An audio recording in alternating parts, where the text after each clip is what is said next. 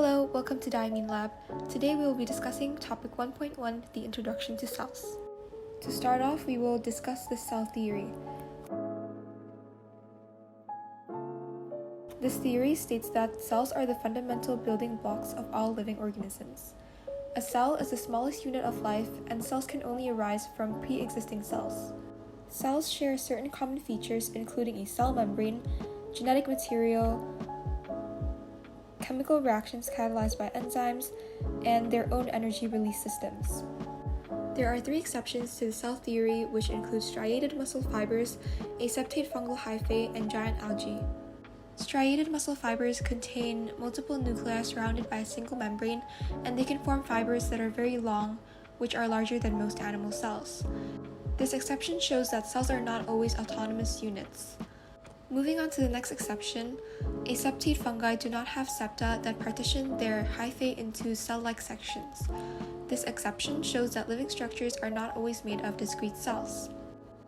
Finally, giant algae such as acetabularia can grow to large sizes, unlike common algae, which is usually made up of one microscopic cell. This shows that larger organisms are not always made of microscopic cells.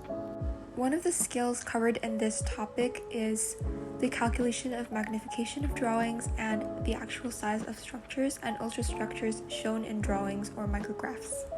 In order to calculate magnification, all you have to do is find the size of the image and then divide it with the actual size of the specimen. Resolution can be defined as making separate parts of an object distinguishable by eye. Light microscopes allow us to see the structure of cells. Meanwhile, electron microscopes have a higher resolution and it reveals the ultrastructure of cells. Next, we will be looking at multicellular and unicellular organisms and functions of life. So unicellular organisms are organisms that consist of only one cell, and multicellular organisms consist of a single mass of cells fused together. Both unicellular and multicellular organisms have 7 basic functions of life, including metabolism, response, homeostasis, growth, reproduction, excretion, and nutrition.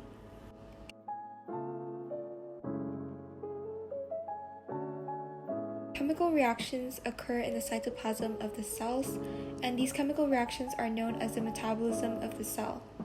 The rate of chemical reactions in the cell is proportional to the volume of the cell. Metabolism can only continue in a cell if the reactions are absorbed by the cell and the waste products are excreted. Substances move into and out of the cell through the plasma membrane at the surface of the cell. The rate at which substances cross this membrane depends on its surface area. The surface area to volume ratio is important in the limitation size of the cell. If the ratio between volume and surface area of the cell is too small, substances will not enter as quickly as required and waste will start to accumulate.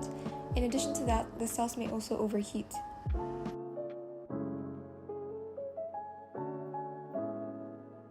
Different cells in multicellular organisms perform different functions, and this is termed the division of labor. Cells specialize in a certain way to perform a function in the body. Cells that specialize in the same way are called tissues. Differentiation refers to the development where newly formed cells become specialized in different ways to carry out a specific function. In relation to that, differentiation involves the expression of genes. There are genes needed for organisms to specialize in every way. Gene expression occurs when a gene is being used or switched on to make a protein or other gene products. Differentiation occurs as different sequence of genes is expressed in different cell types.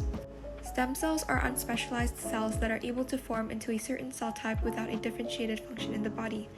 They are versatile and can retain the ability to divide through mitosis and differentiate along different pathways. The body can use stem cells whenever it needs them. Stem cells have therapeutic uses, including the regeneration of tissue, healing certain diseases, and replacement of organs. Stem cells also have non-therapeutic uses, in which they are used to produce a large quantity of striated muscle fibers to produce meat for human consumption. Stem cells are useful in medicine because they retain the capacity to divide. They can be used to produce large number of identical cells and repair or replace damaged cells.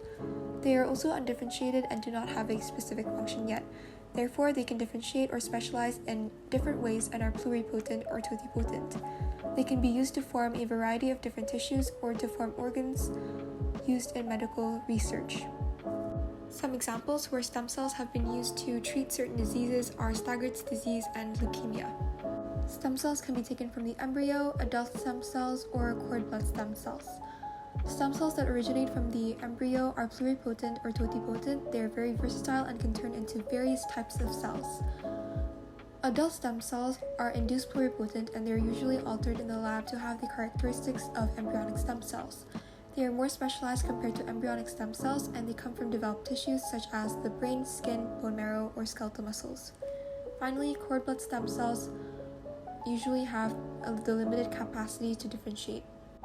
There are some ethical objections regarding the extraction of stem cells from embryonic stem cells because people argue that the embryo would die when stem cells are taken from them.